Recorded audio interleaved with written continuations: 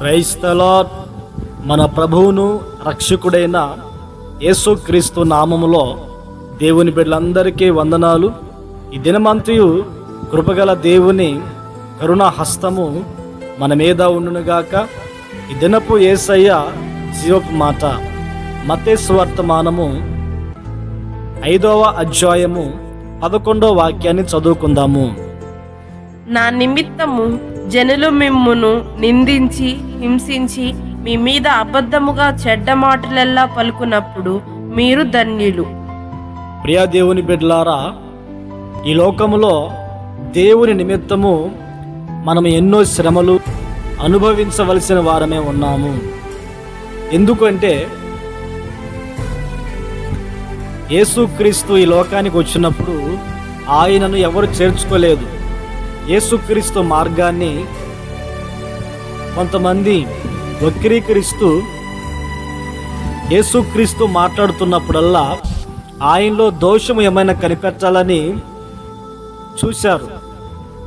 యేసుక్రీస్తు చేసిన అద్భుతమైన కార్యాలు అనేకులకు దీవెనకరంగా ఉన్నప్పుడు, ఆయన యొక్క మాటలు అనేకులకు దీవెనకరంగా ఉన్నప్పుడు మరికొంతమంది ఈర్ష్య ద్వేషాలతో యేసయ్యను అధికారులకు అప్పగించారు.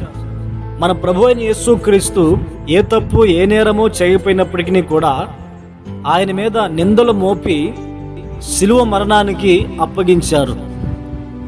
అయితే మరణించుటకును సజీవునిగా ఉండుటకును ఆయనకు శక్తి ఉంది కనుక పునరుద్ధానపు శక్తితో మరలా తిరిగి లేచారు. అయితే ఆయన వెంబడిస్తున్న మనము, ఆయన నమ్ముకున్న మనము ఆ ప్రభు అయిన యేసుక్రీస్తును మనము అంగీకరించి ఈ లోకములో నుండి ప్రత్యేకింపబడి ఆయనను ఆత్మతో సత్యముతో ఆరాధించే బిడ్డలముగా మనం ఉన్నాము.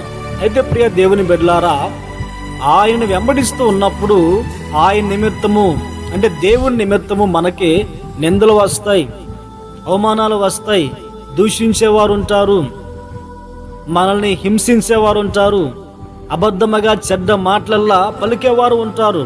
మనం ఏ తప్పు చేయకపోయినా, ఏ నేరము చేయకపోయినా, మనము ఇతరుల జోలి వెళ్ళకపోయినా కానీ ఈ లోకపు జనులు మన మీద నిందలు వేసి హింసించాలని కోరుతూ ఉంటారు. అయితే వాక్యం చెప్తున్న మాట ఏంటంటే, జనులు నా నిమిత్తము జనులు మిమ్మును హింసిస్తారు, నిందిస్తారు, అబద్ధముగా చెడ్డ మాటల్లో పలుకుతారు, అప్పుడు మనము ధన్యులము. ప్రియ దేవుని బిడ్డలారా, చాలా మంది ధన్యత అంటే ఏ కష్టం రాకూడదు, ఏ నష్టం రాకూడదు, ఏ బాధ రాకూడదు, ఏ రోగం రాకూడదు, అనుకున్న సమయానికి అన్ని జరగాలి, ఇల్లు కట్టుకోవాలి, ఉద్యోగాలు రావాలి, సుఖ సౌఖ్యాలతో జీవించాలి, ఇది ధన్యత అని భావిస్తూ ఉంటారు.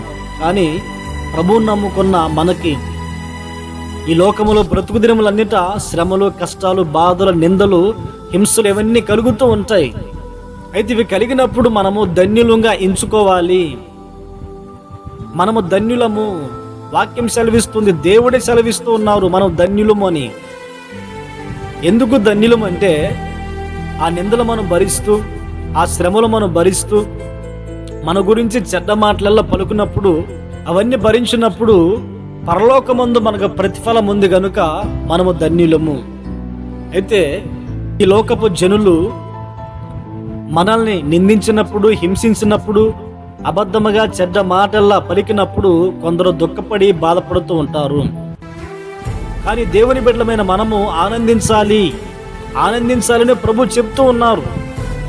ఎందుకంటే పరలోకమందు మనకి అధిక ప్రతిఫలము దేవుడు నియమించి ఉన్నాడు, కలుగు చేసి ఉన్నాడు, మన కొరకు దాచి ఉంచాడు.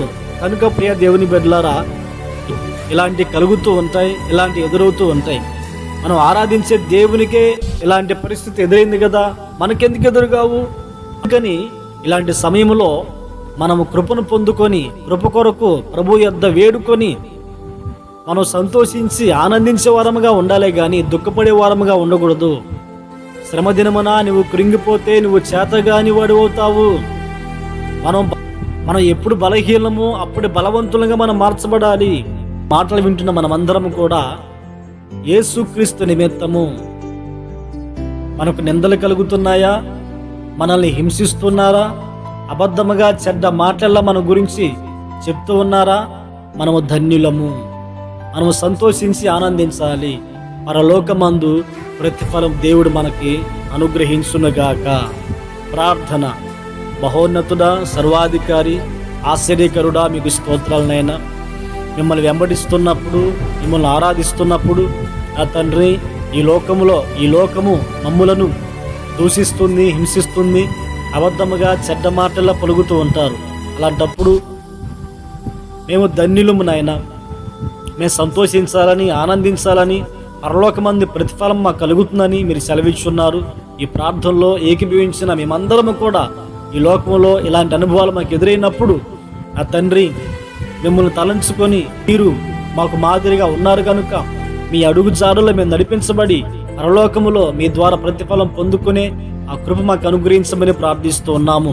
ఈ దినమంతా మీ సన్నిధి, మీ కాపుదల మాకు తోడుగా ఉంచి మీ దివ్య ఆశీర్వాదాలతో నింపి మహిమను పొందమని యేసు పేరట ప్రార్థించి అడిగి పొంది ఉన్నాము తండ్రి. ఆమేన్, ఆమేన్.